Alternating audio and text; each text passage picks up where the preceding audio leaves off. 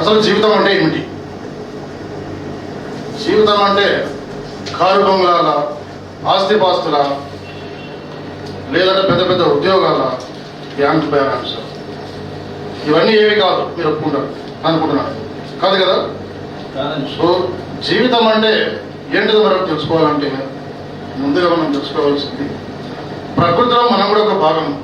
కానీ దురదృష్టవశాత్తు ఈరోజు టెక్నాలజికల్ డెవలప్మెంట్ అనుకోండి, మనిషి యొక్క విజ్ఞానంలో పెరుగుదల అనుకోండి, ఆలోచన విధానంలో మార్పు అనుకోండి, ప్రకృతికి తాను ఎక్కడో ప్రకృతికి సంబంధం లేని వ్యక్తిగా ఆలోచిస్తుంది.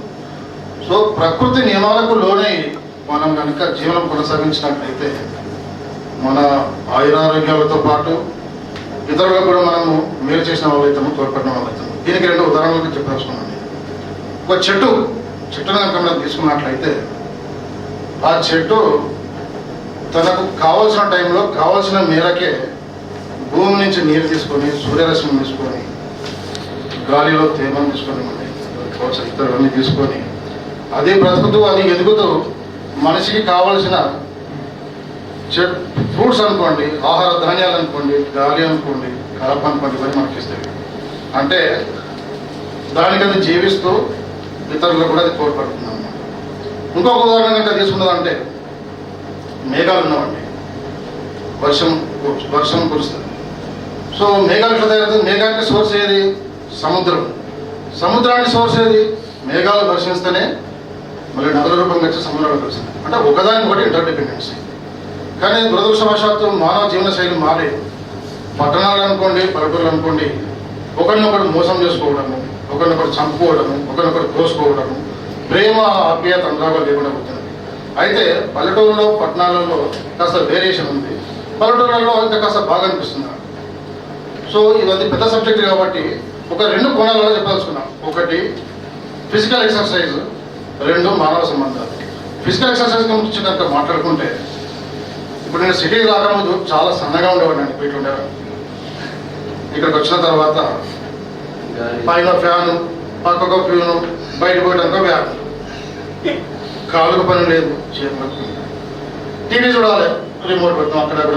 అంటే ఫిజికల్ ఎక్సర్సైజ్ ఇలాంటి ఒక పక్క పడుకుంటాము, ఒక పక్క బాగుంటాం, పక్కకి అడుగుపోతాం. ఎక్కడ ఫిజికల్ ఎక్సర్సైజ్? ఓ బేసిక్. సో దీనివల్ల నేను ఒక డాక్టర్ దగ్గరికి వెళ్ళాను. డాక్టర్ దగ్గరికి వెళ్తే డాక్టర్ గారు అంటారు, అరే బాగా ఫ్యాట్ ఉన్నావా, నువ్వు తగ్గాలంటే ఏం చేయాలి సార్? డైటింగ్ చేయాలండి, మీరు తిని తగ్గించుకున్నాం, రోజు వాకింగ్ చేయాలని సార్. దానికోసం సిటీలో ఏం చేస్తాం మనము? ఆయిల్ పుల్లింగ్ అని ఇట్లా చేస్తాం. అక్కడ ఏం చేసేస్తాం? మనకు అపటైట్ గురించి అది లేక మనం అక్కడ అమలు తాగుతాము. ఇక్కడ స్టార్ హోటల్లో పోయి సూప్ స్టైల్ తాగుతుంది, పెద్ద పేరు పెట్టుకుంటాం మనం. సో అంటే చెప్పాల్సింది ఏంటంటే అక్కడ అన్ని న్యాచురల్గా జరిగిపోతుంది, ఇక్కడ ఆర్టిఫిషియల్ జరిగిపోతుంది. ఇంకొకటి అక్కడ పెళ్ళిళ్ళు అవుతుంది. పెళ్ళిళ్ళు అవుతుంటే మన చుట్టాలు అందరూ, బంధువులు అంతా మనకు అంతా 4-5 రోజులు ముందే వచ్చేసేసి ఒకరికొకరు ప్రేమ ఆప్యాయత అనురాగాలతో పంచుకుంటూ పెళ్ళిగా సహకరిస్తారు. ఇక్కడ ఏం చేయాలి? ఈవెంట్ మేనేజర్ దగ్గరికి పోవాలి. దౌర్భాగ్యం ఏంటంటే సిటీలో పట్ల చావు కూడా ఏడోనికి జనం లేక మధ్యలో పేపర్లో చూశాను, ఏడోనికి కూడా జనాన్ని పట్టుకొచ్చారంటే. ఎందుకంటే వాళ్ళు ఏడ్చేందుకు ఏడవడం. కానీ అదే పల్లెటూళ్ళ శవం బయటికి పోయేంత వరకు ఎవరు అన్నం తినరు, ఎవరు పనులు అది అయిపోయిన తర్వాత. ఇంకోటి ఏంటంటే అక్కడ మనకు ఏ మానసిక సమస్యలు వచ్చినా కానీ, ఎలాంటి మనము బాధలు ఎదుర్కొన్నా కానీ తాతయ్యలు ఉంటారు, అమ్మమ్మలు ఉంటారు, మామయ్యలు ఉంటారు. వాళ్ళ సరే ఏం కదా మేము పెద్ద పెద్ద సమస్యలు చూసినాం, మేము ఇదేం సమస్యలు అనేసి కౌన్సిలింగ్ చేస్తాం. ఇక్కడ మనం డబ్బులు ఇచ్చేసి సైకాట్రిస్ట్ దగ్గరికి పోలే, కౌన్సిలర్ దగ్గరికి పోవాలి. అక్కడ పెద్దలు మనం చెప్తారు, మరి నోరు మంచిది అయితే ఊరు మంచిది అవుతుంది కదా, అరే వాడు చెడు వాళ్ళతో మాట్లాడతారు, మంచి జాగ్రత్తగా ఉంటారు అంటారు. ఇక్కడ మరి అలాంటి వాటికి మనం పబ్లిక్ స్పీకింగ్ కోసం వచ్చినాం. అంటే ఇది టెక్నాలజికల్ డెవలప్మెంట్ కూడా అవసరము. అంటే కానీ అంటే మనం ప్రతిదీ ఇక్కడ ఏంటంటే సిటీలో ఏంటంటే మనము కమర్షియల్ దృష్టిలో పోయేసేసి అన్ని ఆర్టిఫిషియల్గా నేర్చుకోవాల్సిన అవసరం పడుతుంది.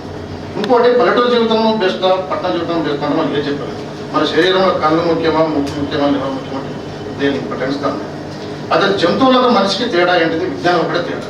మనకి విజ్ఞానం ఉంది కాబట్టి మరి ఈ సైంటిఫిక్ డెవలప్మెంట్, టెక్నాలజికల్ అడ్వాన్స్మెంట్ వల్ల మనం ఈ పట్టణ జీవితాన్ని నేర్పరచుకుని ఇటువంటి రకరకాల ఇవన్నీ మనకు వచ్చినాయి అంటే దానివల్లే. అట్లాగే మనం ఈ పల్లెటూరు జీవితంలో ఉంటూ కూడా అట్లా ఎంజాయ్ చేస్తుంటే పట్టణంలో కూడా మనం ఉన్న సపోజ్ ఎక్సర్సైజ్ చేయాలి. ఉస్మానియా యూనివర్సిటీ అంటే ఆల్టర్నేటివ్ మెథడ్స్ కూడా ఉన్నాయి కాబట్టి ఇవన్నీ మనం చేసుకుంటూ పల్లెటూరు జీవన విధానం లాగానే ఆప్యాయతలు ప్రేమ కొనసాగిస్తూ మనం అట్లాగే ఏమైనా బాధ్యతగా పల్లెటూరు వాళ్ళకు కూడా కాస్త మనం ఇలాంటి విద్యా అవకాశాలు ఎట్లా ఉన్నాయనేసి వాళ్ళకి మనము చెప్పాలనేసి మేము కోరుకుంటూ ఈ అవకాశం ఇస్తుంది మీ అందరికీ ధన్యవాదాలు.